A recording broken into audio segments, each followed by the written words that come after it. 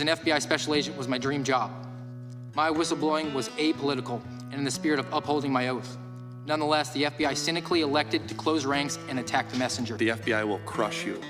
This government will crush you and your family if you try to expose the truth about things that they are doing that are wrong. We are all examples of that. Joining us now are Steve Friend and Garrett O'Boyle. Thanks for joining us, fellas. FBI whistleblowers Steve Friend and Garrett O'Boyle both join us now. Gentlemen, so glad to have you on the program. Thank you for your testimony. We need more folks like you, and I'm sure more people are going to be from your background are going to be giving you guys more intel as you're sharing that with the rest of us. We can kind of see that this is becoming normal for them to be held accountable, because I think especially an institution that we pay their salaries, they need to be held accountable. I think a lot of people do share our beliefs and convictions. I think they just aren't at the point that Steve and I and others have gotten to. They're too afraid. Thank you so much for being a guest here on PBD Podcast. Thanks for having us. How big is that bloody flag that Steve's got? It's the stone wall of his house. Lots of love, guys. Thanks very much for joining us. Steve Friend, Garrett O'Boyle, thank you for being with us this morning. More importantly, thank you for speaking out. We appreciate it.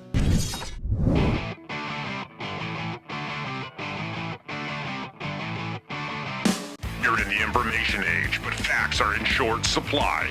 Reject the noise, ask bold questions, and pursue the truth with FBI whistleblowers and founding suspendables Garrett O'Boyle and Steve Friend. This is the American Radicals Podcast.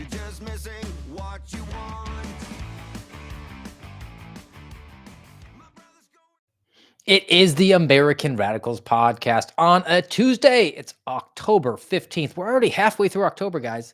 3 weeks to Election Day. Well, today is really Election Day. All the days are Election days, including the ones after Election Day, apparently, in America, which we're going to be talking about today. The un-American government.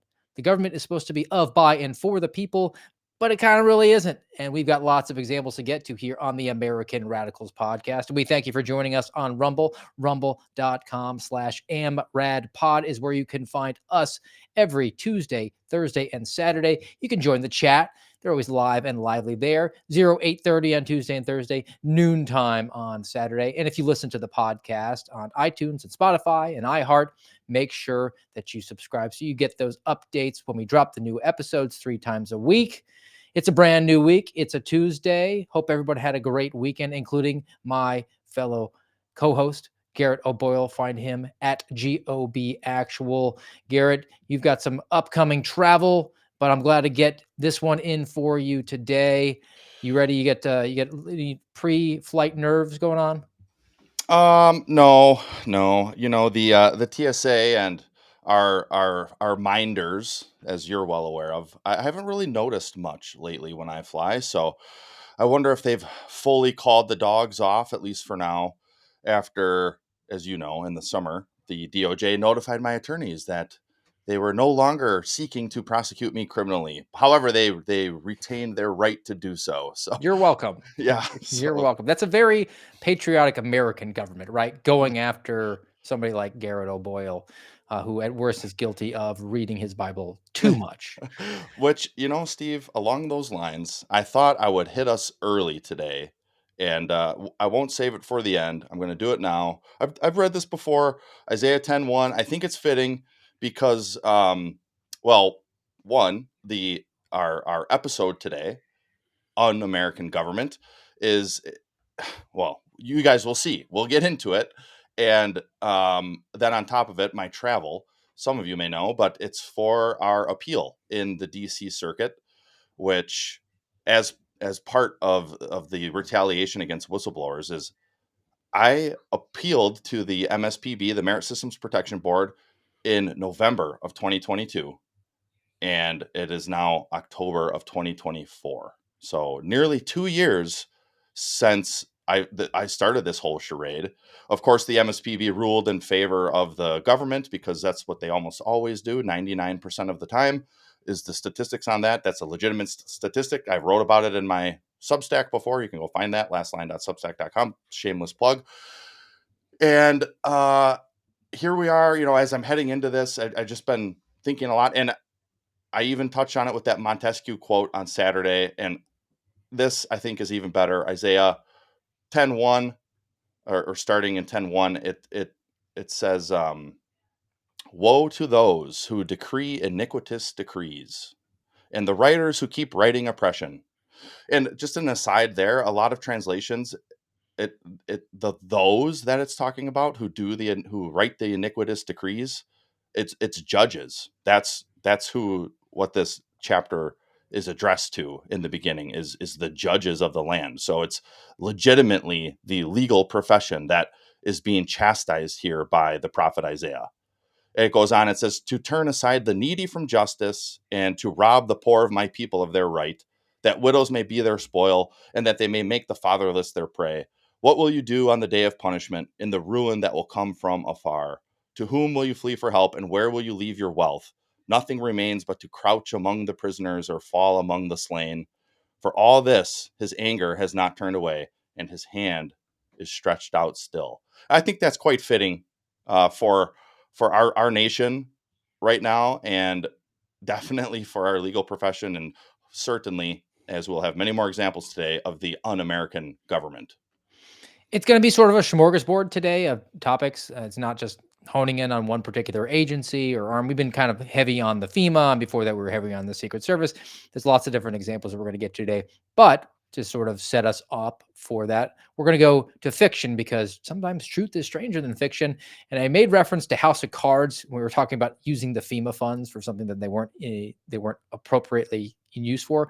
And Frank Underwood, played by Kevin Spacey before he was run out of Hollywood for being a pervert, played the ruthless president in that series for a number of seasons. And he has a speech here in one of the seasons that I want to start us off. We'll do that, and then we'll get to the real world examples. But here is President Underwood. You accuse me of breaking the rules, and I tell you, I am playing by the rules. The very rules that you and I all agreed upon.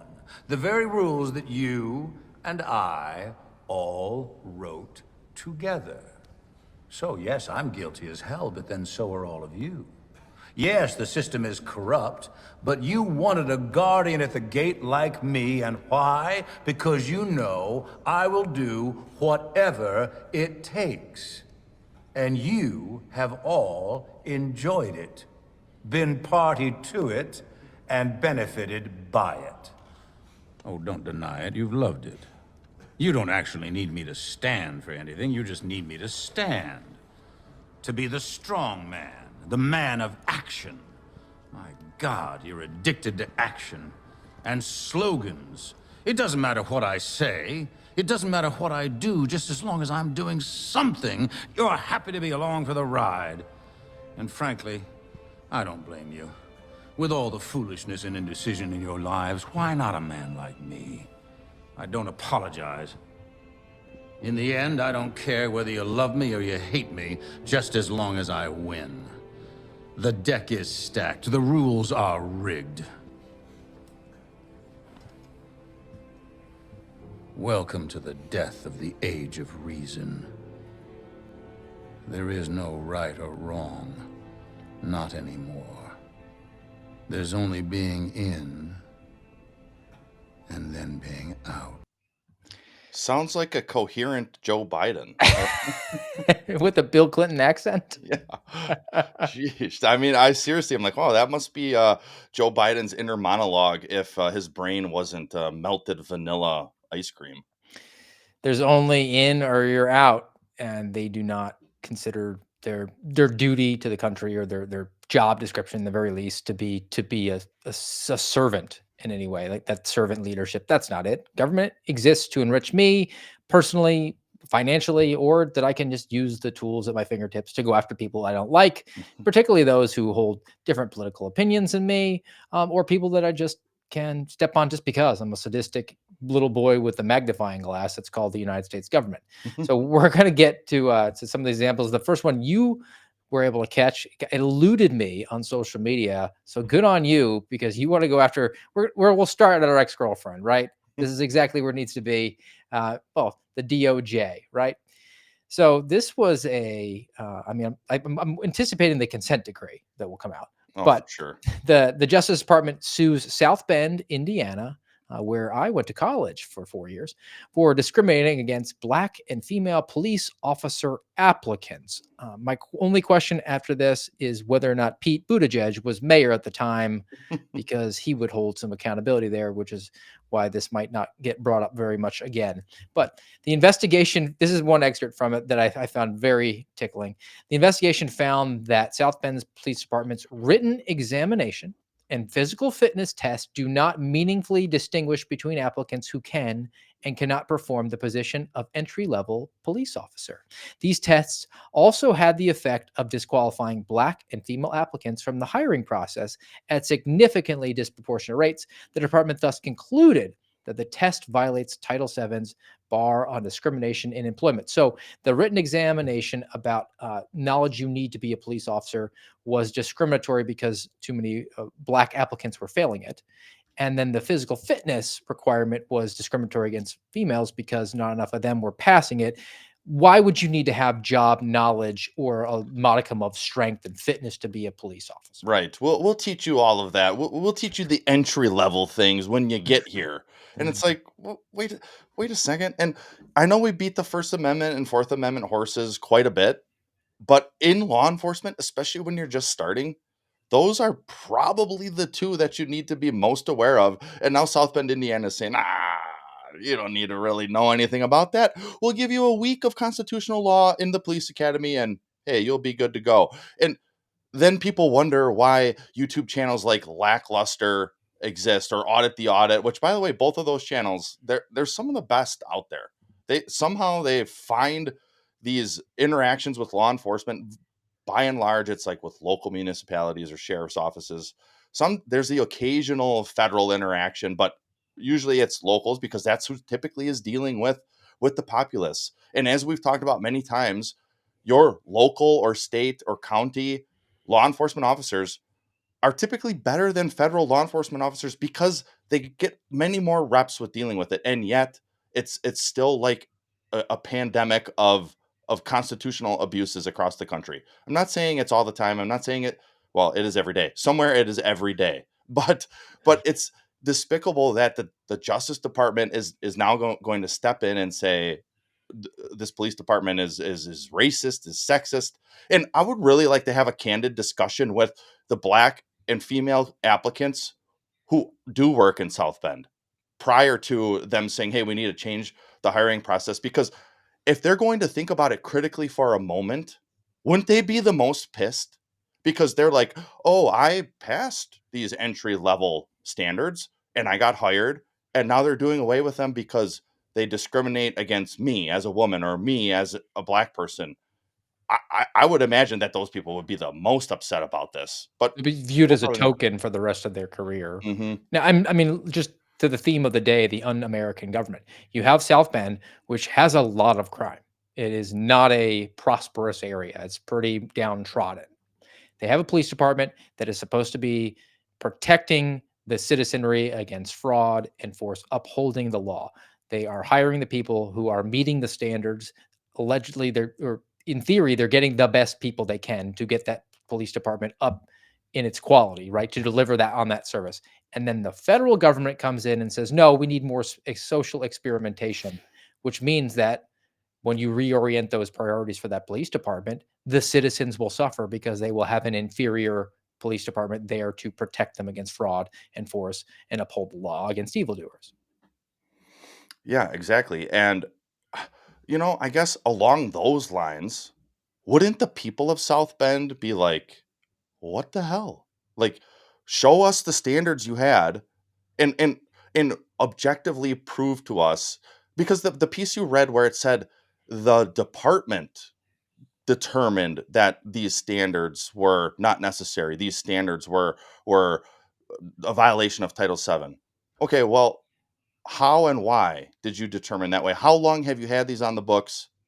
Do the people of your city say that the police department's doing a good job and we think they're hiring the best people, and we want to know what the standards are, or we want to see them and we want to decide?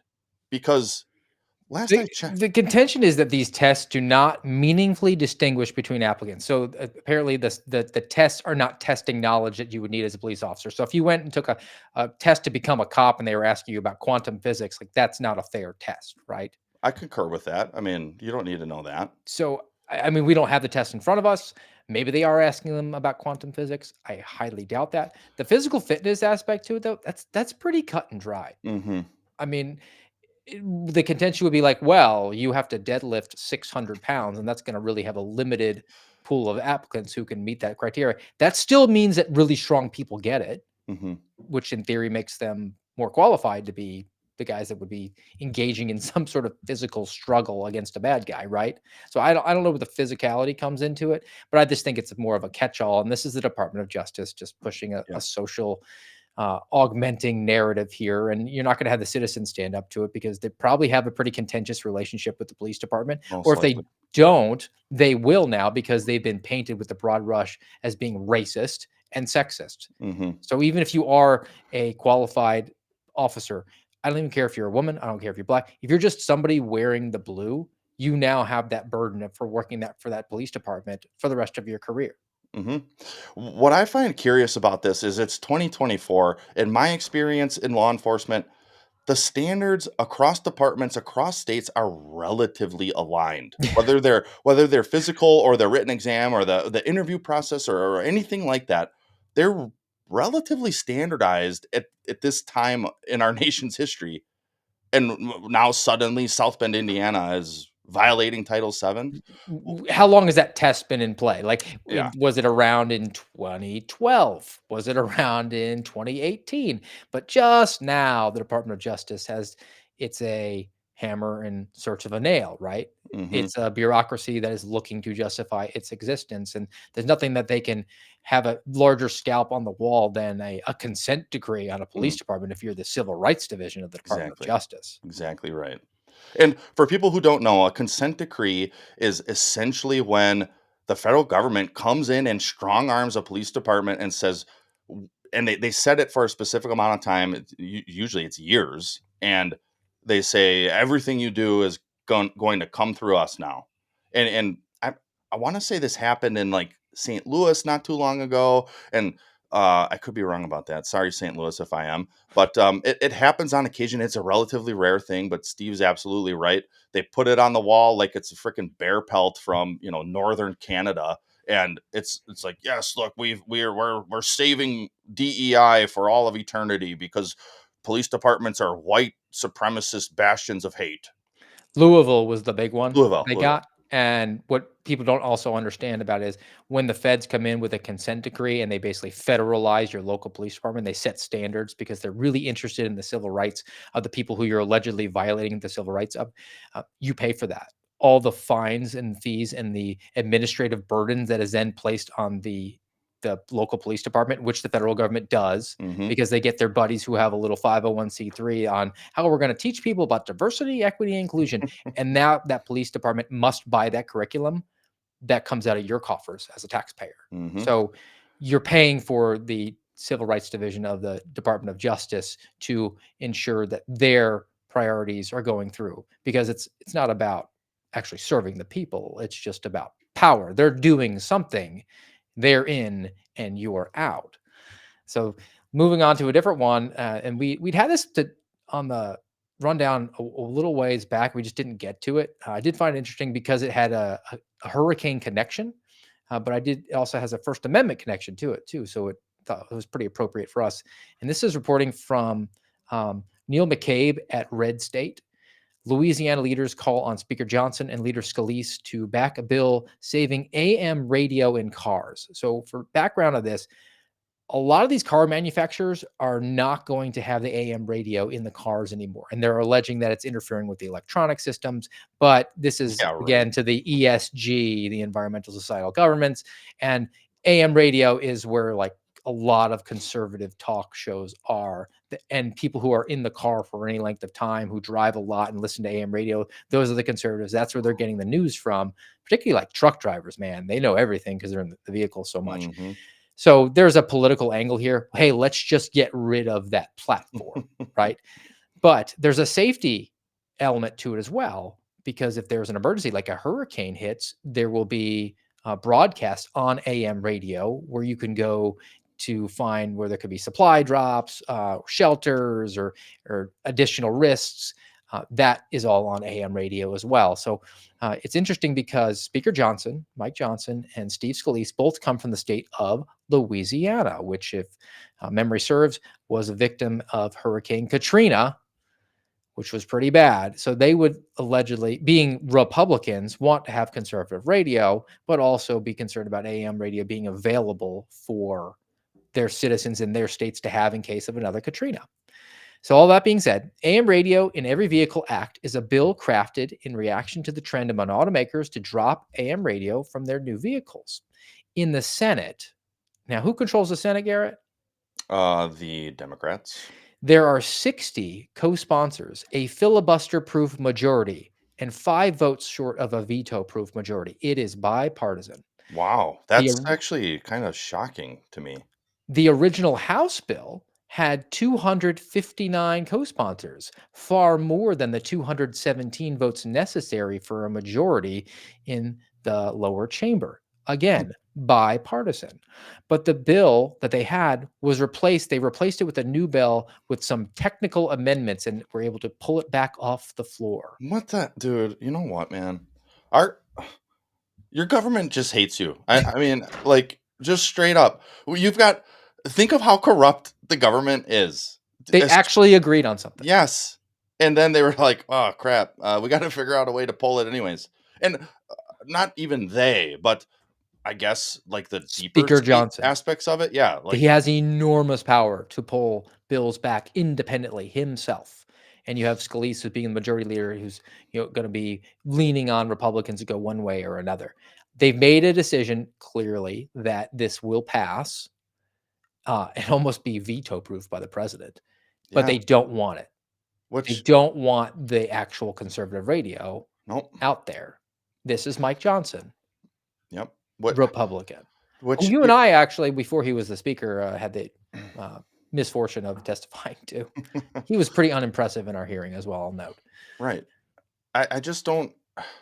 I would like to know like what the inner chamber discussions were like because it seems like ancient history now. But remember when Matt Gaetz, who I would say is probably one of the few true friends of the Suspendables, where like he actually wants to help, he actually sees how awful the government is and what's happened to whistleblowers. He spearheaded removing Speaker McCarthy.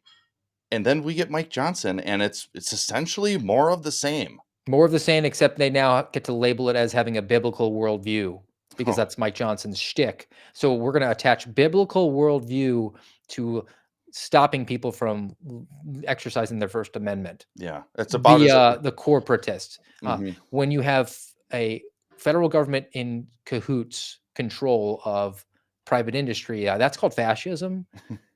But we have a biblical worldview fascist now, I Yeah. guess, at the Supreme or the Speaker of the House. It's about as apostate biblical worldview as you can get. Like it's despicable, man. Like it was nearly as soon as he became speaker. Initially it was like something with his wife's like nonprofit or some type Oh, of complete ministry. cowardice! Yeah. Complete cowardice. They had, a counseling aspect that she was involved with, and it was taught and mentioned in there were different sexual proclivities that included homosexuality, amongst others, and they immediately took it down because he Mhm. didn't want to offend his true masters. Yep. That's that's it's no biblical worldview. I mean, to label it that way, like good luck. I mean, you're bound to get struck by lightning at that rate. And talk about speaking of getting struck by lightning, let's talk about someone else who should, and we're going to keep it in the legislature, but we'll go to the upper chamber, the Senate. And this story is from the Catholic Vote. So this is about a bill that was proposed that again had bipartisan support. It was working its way through committee. So Catholic Vote reports Democrat senator blocks Ted Cruz's bill to protect children from AI deepfake revenge porn. Jeez. I mean, why would we want to do that, Steve? Bipartisan Good bill grief. sponsored by Cruz and co-sponsored by over half a dozen Democrat senators. seeks to protect children by imposing criminal penalties against spreading explicit pictures of them or deepfakes resembling them generated by artificial intelligence. Cruz called for unanimous consent to pass the bill, a common practice for advancing non controversial legislation.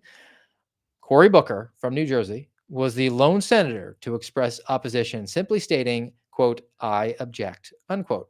Booker's office hinted that the New Jersey Democrat blocked the legislation to stop Ted Cruz from scoring political points before he faces voters in November. That's the motivation.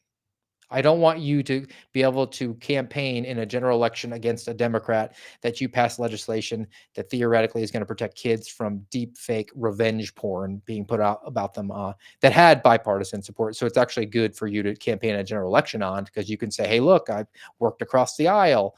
And Cory Booker is just a political actor here because it's not what he does. He just has to do something. Mm-hmm. And it's all about power. You're either in or you're out. And he doesn't want Ted Cruz in anymore. Yeah, the last story I said your government hates you. Well, this is an example of your government hating your children. Like, where is even from Cory Booker's side? Where are they standing up? Where are the allies of Ted Cruz? Where's Speaker Mike Johnson? Where's I don't know, the Vice President of the United States chiming in on this one, saying, we're gonna put politics aside because our children are kind of like the most important thing. And no, just it's politics as usual. And ooh, I can't have my political foe who is in a really tight race in his district in Texas. Can't have him, have a quote unquote check mark in the win column, even though it's like this is a legitimate win for everybody to try to limit the destruction of our children, which is essentially happening on all fronts, especially with the advent of social media and now AI and deepfakes and all that. And we've talked about AI and deepfakes before, and satire and the First Amendment. It's when it's complicated. Of course, it's complicated. Living in a free society is complicated, and yet when it comes to children, there needs to be different parameters and different barriers and different guidelines. And oh, by the way, deep fake porn, child porn, that's not protected anyways, whether it's generated by AI or not. We've talked about the protected and unprotected categories of speech. Child porn isn't. And revenge porn, whether it's deep fake or not, it depends on what's the word you would use in that line of work, Steve? Like prurient interest or prurient attraction. Whether it's deep fake or not, that checks the mark or checks the block, at least until legislation comes along 20 years from now and decides otherwise, which I don't think it would, even with the sexual immorality that we see in this nation. Still, child porn, I think it's going to be a little while at least before the maps have their way. And the feds have a more broad avenue to go after pedophiles because we're just working with local uh, detectives on this, and they could not touch things like where they would take the picture of of a child's face and then put it on an adult body, Oof. and they would say, "Well, that's technically legal," but you knew why they were doing that. Right. But the feds could. Gosh. The feds could. So Okay. this is That's again good a at least. pushback against that, and maybe a little bit off topic to this specific, but to Cory Booker, I just looked it up while you were talking there. He's 55 years old. He's never married and no children. Perhaps that could be one of the contributing factors. I'm always loath to say, well, this guy's running for office. That's a family man there. Like, let's look at his wife and his family. No, it actually does matter because I think it impacts your perspective on things. He has no skin in the game other Right. than raw political power for himself to elevate himself as much as he can, or just be a good party apparatchik for the Democrats, right? Hmm. He- And look, I'm not saying Cory Booker's a pedophile. However, the I don't know what you call it, the characteristics of a pedophile often include them being unmarried and middle aged or higher. So I He's don't also know. another one of these guys that wrote a memoir where he had like composite people that weren't real. Oh, geez, He's just just a complete and then he had his "I am Spartacus" moment, back when the, Supreme Court hearings were going on. Was that a Kavanaugh one? I don't remember. It all kinda runs together. He was just mm, running for president at that point. He got about as far as Kamala Harris did in 2020. All right, away from the legislature and back to the health sphere. And again, social media, First Amendment, a lot of that stuff going on today. Uh, this is from America First Legal. Explosive censorship documents. America First Legal releases a complete internal Facebook onboarding documents used to train CDC, Center for Disease Control, government agency, used to train CDC employees on how to censor the American public. Mm. So Facebook created a new end-to-end workflow so that government officials could submit links for removal from Facebook. So if you said things like take ivermectin, they wanted to remove it. So Facebook only gave access to the portal to approved government and law enforcement personnel, which is not unusual. We had that to send subpoenas and search warrants to. You had to verify that you worked for a law enforcement agency. I used that with Facebook all the time. The new portal dramatically increased the efficiency of censorship machine by allowing up to 20 links at a time to be referred for censoring. Can you imagine? You would just have Wow. a slew of, Yeah. hey, we don't like what John 1234 said and what Susie 789 said. Put them in here and we want you to evaluate that. We're not telling you what to do, but we do have Mhm. this really cozy relationship and we hate to dig into any things that could be going on there. Maybe refer over to the IRS or have Congress look into 230 again. But by moving from email chains to a Facebook hosted portal, and I hadn't considered this until I read it, Garrett.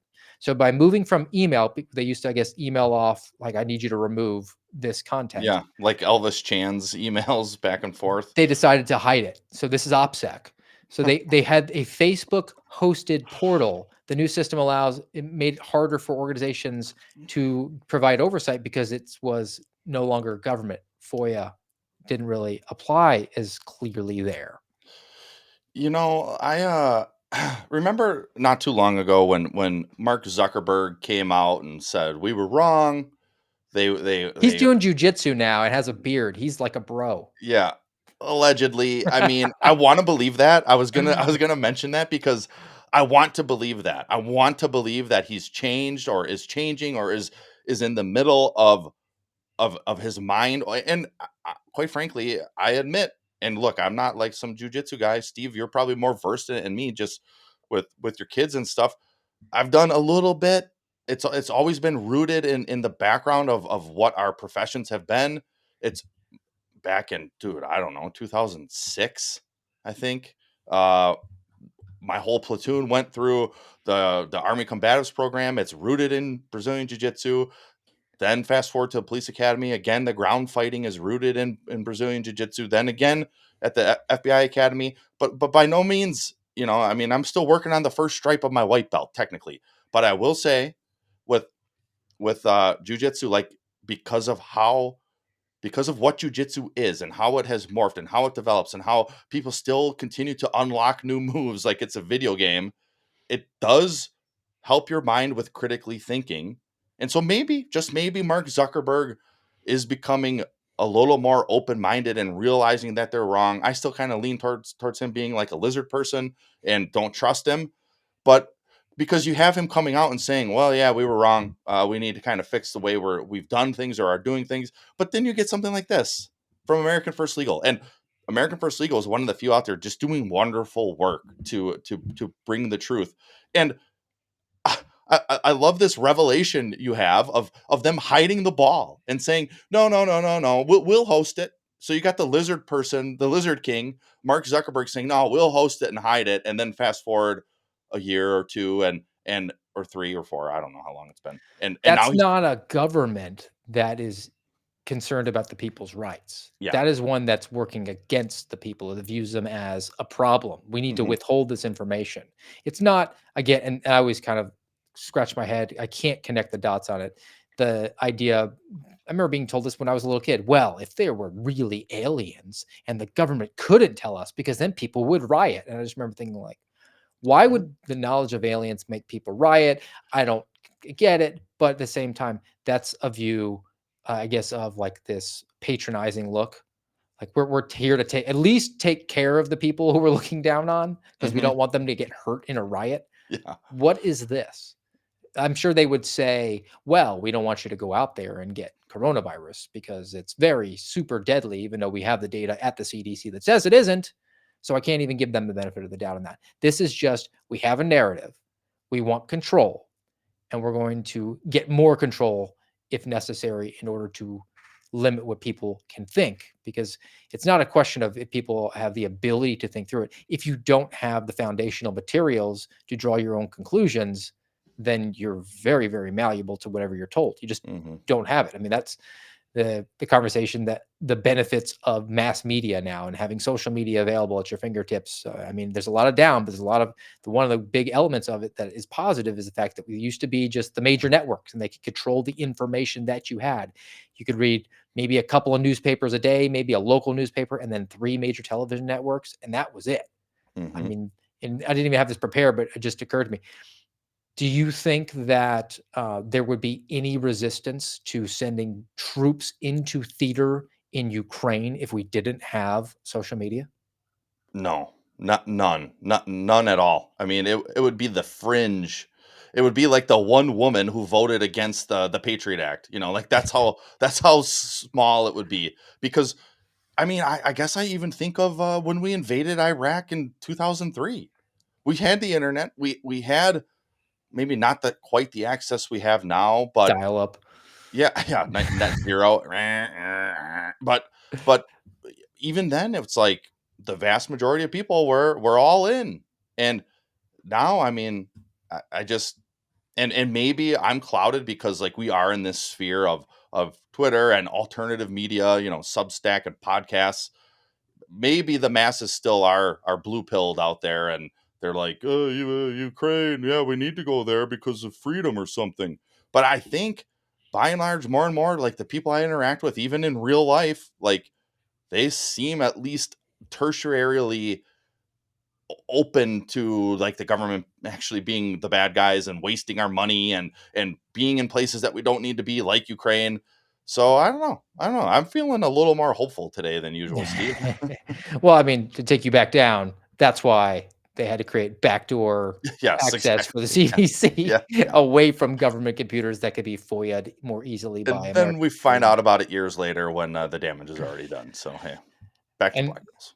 so I've got 2 stories to marry here because it's about the same person and someone we already covered, but we got an update on it, and it's back to our ex-girlfriend over at the Department of Justice, but it's the U.S. Marshal Service, and it's Heather Adoni. So we'll go to the update first. And this is, again, I've got a couple stories from Catholic Vote today. So this one also comes from Catholic Vote, as is the earlier one. Pro-life prisoner Heather Adoni suffers further mistreatment under the U.S. Marshals. Now, we talked about her originally, uh, episode 72. Stark contrast was when we brought her, and it was another pro-life protester who were being mistreated while in the care of the Bureau of Prisons. But the new information we have here is that she's been behind bars now for over a year, since August of 2023, and convicted of the FACE Act violations. She was praying at an abortion clinic. So How dare naturally, she? your government had to put this elderly, sickly woman into custody. So she's had multiple trials because she's done it in different locations. She was in Nashville, she was in Washington, D.C. I think she has another one coming up in Detroit. So travels around doing this. And so she has to be transported between these different places because she is in custody. 3 times now during transit, U.S. Marshals have tightened the chain around her waist so tight that it's been difficult for her to breathe. Now, according Jeez. to her, uh, this most recent time that she brought that up, they said that if she complained, they would tighten it more to make it less, to even make it less possible for her to get a breath. That sounds like an Eighth Amendment violation. She has diabetes and suffered a stroke in the past because she was held. They were withholding her medication from her. Which will take us to the other story. So this again comes from Catholic Vote from May 20th, 2024. Lawmakers call for answers amid reports that pro-life women were denied crucial medical care. And as I said before, there was another woman involved, but just specifically to Heather Adoni, diabetes, suffered a stroke while in prison, according to the news release says, quote, she suffered gross medical neglect while incarcerated, including denial of essential prescription medication, that has raised suspicions her medical records could have been falsified by the jail staff, unquote. She Whoa. was placed also in prolonged solitary confinement for 22 days in a row, sleep deprived because they kept the lights on for her. She is a Ooh. mother of 5 natural children and adoptive mother of 10. That's Wow. our government, man. Man, that is like, I don't know why I'm stunned by that. I shouldn't be, but I am. Like, that's iniquitous decrees right there. I, dude, that's crazy. Like, we mentioned Iraq 2003. Kind of makes me think of like Abu Ghraib or CIA black sites all over the world. This isn't supposed to happen here. Quite frankly, I don't care if you waterboard some dude from ISIS, but in America, you that's not this is not okay. Like, this is not right. This isn't. I kind of said it partially tongue in cheek about just the belly chain being tightened. But man, add all this together, this is an Eighth Amendment violation, which you don't hear about very often. You don't hear about cruel and unusual punishment very often. But Unless it's a federal judge in Indiana saying that it's cruel and unusual to not give a convicted child that's right. murderer Yeah, sex sex change change. hormones 23 years after he's been locked up. Mm-hmm. Yeah, because now he's a woman allegedly. That's a thing, sure. But dude, this is crazy, man. And of course, you don't hear about it. You only hear about it on the American Radicals podcast because it's buried. It's buried deep in the hinterlands of the internet because they don't want you to know about this. They don't want you to hear about this, dude. That's crazy, man. That's really really crazy. And Face Act. We've talked about the Face Act plenty of times. Again, I'll hearken to all the attacks on churches or pro life type of ministries, and no big deal. And then of course you'll get Merrick Garland. Well, it was dark outside, so that makes it harder for the FBI to do their job. But hey, if you show up and pray and you have 10 foster children and 5 of your own, well, we're going to send you to the Huskow, and we're not going to give you your medicine. We're going to lie on your freaking medical records. Oh, and we're going to sleep deprive you like your Abu Bakr al-Baghdadi. And you saw her photo there, of Heather O'Doney. Yeah. Do you think that she's passing the physical fitness test for the South Bend Police Department? No. What sort of damage was she doing at a baby kill mill? Yep. What was Praying. she doing? And to the FACE Act, which passed with bipartisan support, both the House and the Senate. If the Republicans had not gone along with it, if they'd had even a modicum of common sense and they thought, well, this won't be applied equally, Mhm. which it's supposed to because there is the secondary clause, which you can't obstruct someone or damage a crisis pregnancy center or even a house of worship. Uh, Under the Biden administration, they've applied the FACE Act more than any other administration. 92% 92%. against people who are pro-life. I mean, okay, just right there, because you mentioned equal protection. How was there not a class action lawsuit of some sort just against the government for a violation of the equal protection clause? Like, just that alone. I mean, that's 92%. And they say your government isn't weaponized. Sure, sure.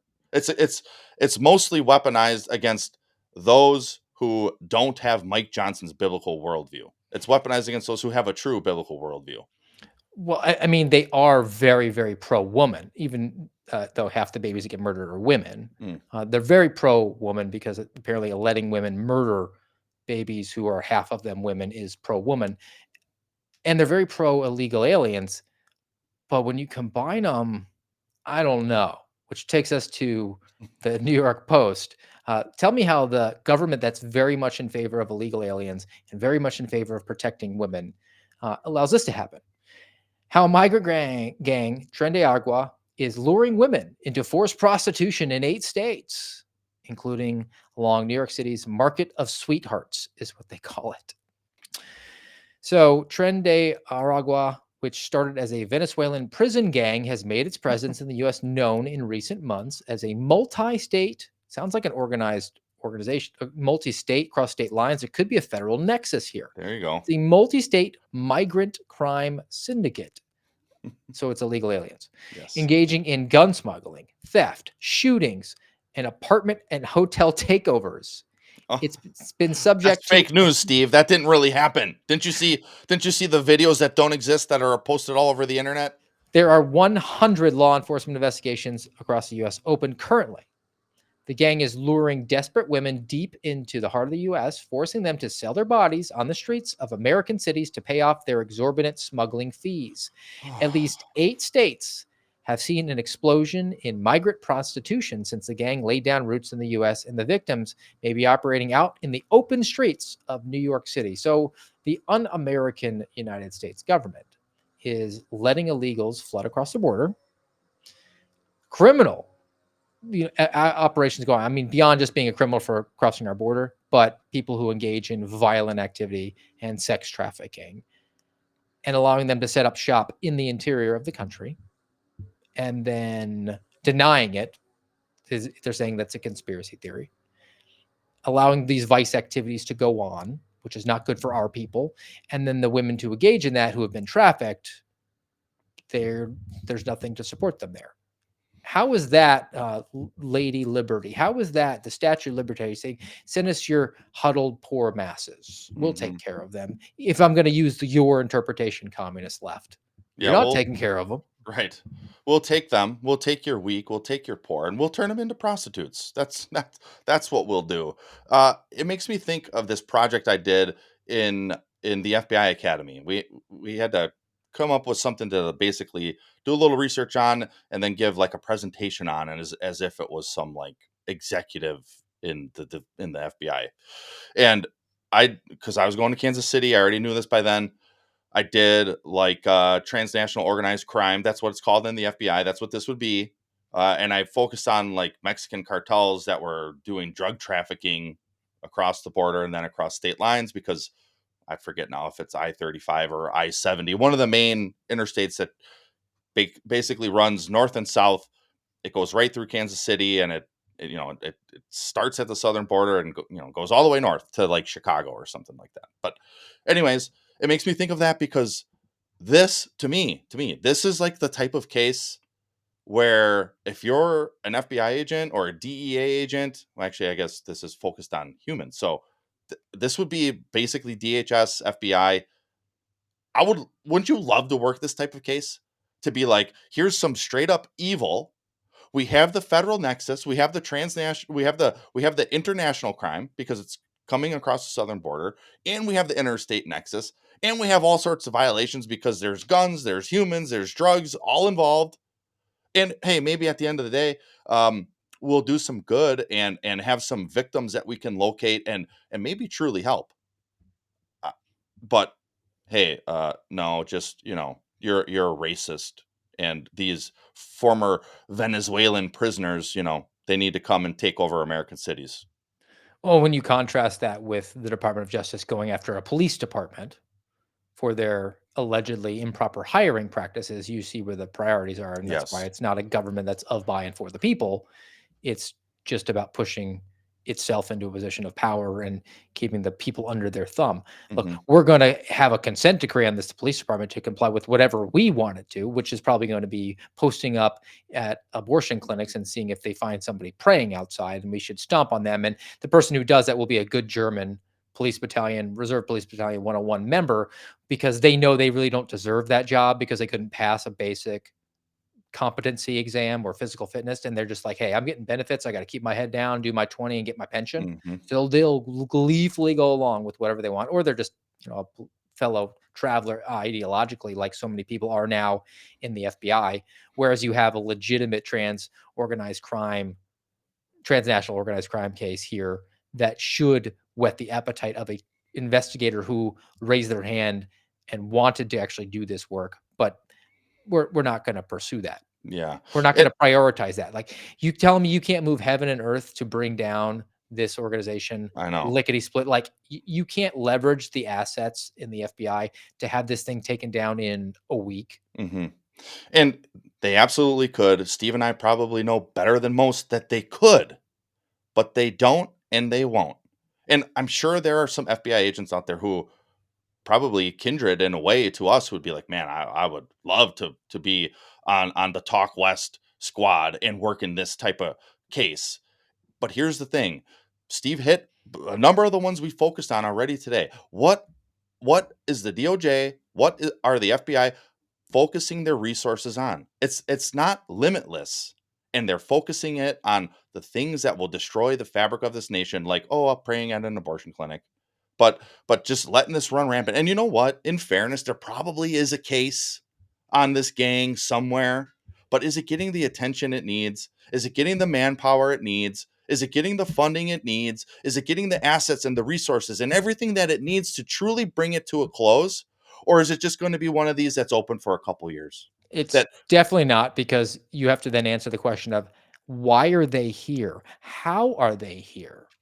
And that's really bad. That's probably a conversation that happened on an external system like yes. Facebook, as Hmm. opposed to an email where it says, let all the illegals in. Exactly. And man, it's really frustrating. I said earlier I was in a in more of like a, I don't forget exactly what I said. Like a better outlook, but it's diminished. Just Reality. in time to travel. Yeah. Enjoy going to third base with the TSA agent, who again is a representative of the government that hates you. All right, Garrett. I have one on Social Security here, but that's kind of nerdy. I want to go, if we're gonna spend a little bit of extra time on it, to the coronavirus testing, because you sound like you maybe overcame the election variant. Yes, yes. Hopefully, you didn't have to go to the hospital though, because Nope. wouldn't you know it, it's now being reported by an organization called BNO News.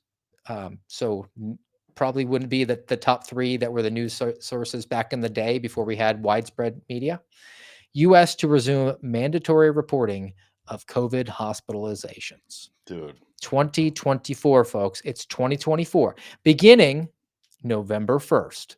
Hospitals will once again be required to report COVID-19 data as well as information about influenza and RSV, because they lump them all together and they always say COVID and flu-like symptoms so they can Yeah. jack up the numbers even higher. Yeah. Don't they have like a triple vax now too? Like isn't there a flu, a COVID, and an RSV all in one? Look, if it's COVID, get Paxlovid or take yourself to the hospital and hopefully they don't jack you up with some REM death is near. Mm.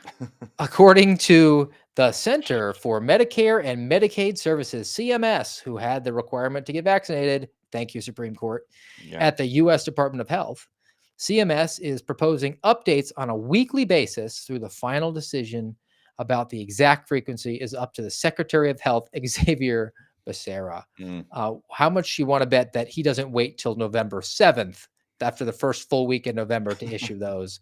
I'm thinking it's going to be in the final few days before this little election we're going to Yes. have. And then we're going to have to hear that, you're going to have to scramble to get your mail in ballots. And wouldn't you know it, it's too late. Yep. It's not safe, Steve. It's not safe. It's not safe to be an American and stay home, don't vote. And I do wonder this though: is CNN, are they going to start putting the death toll back up on their screen? The ticker. Yeah, dude. Another thing. I guess we've been hitting on a decent amount lately. It always comes back to COVID, doesn't it? Like, man, if you're watching, you see my hat. It says Idaho Wild. I wore this today because I went out to dinner with my cousin on Saturday. No, Friday? Friday. On Friday. And it was great. I haven't seen him in a while. And we talked about all sorts of stuff.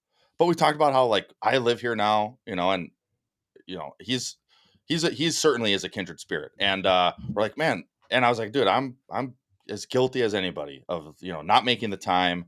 And it was a really really nice dinner and time with him. And we were talking about like Wisconsin and where would we move. And I was like, oh man, I was in Idaho in May. I was like, I loved it. I was only there for a very short time, as diehard listeners to the show know, but I really did like it there.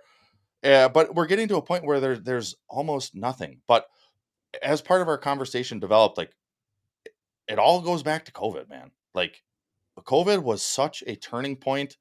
I know for me, like, looking back pre-COVID, like, I thought I was kind of onto the schemes of the government and realize, like, it's not great. It's still better than most places in the world, but we got a long way to go. And then COVID happened, and it's like, oh, I really didn't see and realize the tyranny that we have in this nation. And now here you have it. 4 years later, they're drumming up the fear again to keep you suppressed, to keep you afraid, to keep you not wanting to do America. As we say here, it's an action word. It's not a noun. It's an adjective, and it's a verb, and go and do it. And they don't want you to, because they hate you. And they're doing something. They don't need to stand for something. They just need to stand. They're doing something. That's always been the refrain of the masses, who are not really valuing their freedoms and liberties, and requiring or expecting their government to do things that are wholly out of their lane. We're supposed to live in a pretty limited government society. You're supposed to be able to do a lot more than people have now been trained to believe. I mean, how much have you had conversations just in passing with people where they say, like, "Well, that will never be allowed." Like, "You and what army?" Like, Yeah, that's not an American sentiment, but right. now are we're sort of in this post-American. That might have been a better Mm, title for the day, like yes, post-American that's a government. that's a good one. That'll be henceforth, because that's for sure post America, man. Ooh. All right, we have a palate cleanse, which should at least give you a little bit of a laugh today, folks. But Garrett, before you hit the skies, take to the skies to go to the Ivory City, and maybe like lay down the law on them, Samson style. Yeah. Your final parting thoughts for the day. Yeah, you know what? I'm actually going to pass the buck over to Vodi Bakum, who I've mentioned before on the show too. He's one of my favorite pastors. I posted this on Instagram the other day. You know what? Speaking of Instagram, Steve, we got an American Radicals Instagram. Steve and I both have Instagram. It's For me, it's GOB Actual, like everywhere else. I think it's Real Steve Friend for you, and it's at AmRad Pod. Go follow us over there too, if you're into that type of thing. But I'm just gonna let this roll. Who was someone who values Christ above all else, who will die to self and take up their cross daily and follow him, who will count the cost and then say, yes, it's worth it. Unfortunately, our adversary has figured out an answer. What you do is you give them praise, positions, and possessions. Allow them to be comfortable and at ease. Don't persecute them, and let generations of them grow up never having experienced persecution. Allow them to believe that persecution is foreign to the Christian life. Keep them away from the history of the church that would otherwise teach them that their experience is what's foreign to the Christian life and that persecution is what's common. By all means, do not let them know that there have been more people killed for their faith in the last 150 years than in the first 2,000 years of the church. And then once they are at ease, once they are comfortable, once they have praise, possessions, and positions, and once suffering has become foreign to their faith, we won't have to threaten them much at all, and they'll shut their mouths and do whatever we tell them they must do to hold on to their comfort. And unfortunately, brothers and sisters, that's where we are. That is where we are, Steve. And that popped into my head when we were talking. I mean, a lot of the topics we talked about today, for sure. Definitely Mike Johnson's biblical worldview is what helped spawn it. But a number of these, the Face Act stuff, persecution for those with a true biblical worldview comes from the government. That is number one, where it will come from. That it is ramping up here, but don't fear it. Don't fear it. Lean into it, if anything. Of course, do our utmost to resist it and maybe make sure it doesn't happen, but that's where it's going to come from. That's where it's coming from. Don't be like Mike Johnson. That's all I got. Well, in light of the mismanagement and the un-American government, maybe some people will stop feeling just so comfortable, particularly those who are in the market to buy a new house. Today's palate cleanse. With your budget of $300,000, I think that this is going to be a perfect fit. Check it out. This is what $300,000 gets me? She's a beauty, isn't she? Open floor plan, lots of natural light, especially when the sun peeks through the little top flap right here. There's no way this house is $300,000. Well, how much is that house? 13.5 million. Yeah, he bought it in 1970 for 5,000 bucks and a firm handshake. Take a look around. I gotta take this call. Check it out. Oh, hey, Tyler, don't wreck that box. Yeah, I just got a cash offer. This one's sold, 350K. Here, I gotta lock up. We still got some options, okay? Looks like I got a TV box over on A Street. Enough. I'm not living in a cardboard box. I'm having another kid. We need more space. You have to have something else for us. All right, I'll make a few calls, see what I can find. What do you think? I'm not living in my parents' basement. Just think about it. Free rent, free childcare. It's still my parents' basement. I am showing it to your sister next week. No, I'll take it. With your budget. That's the truth. Uh-huh. That's the gospel truth for too many people today. All right, guys. Thank you very much for joining us today on the American Radicals podcast. We'll be back with you Thursday, 0830 here on Rumble, rumble.com/amradpod. Wish you, Garrett, at GOB Actual, some safe travels, and we will see all of you back here next time. Until then, have a great day.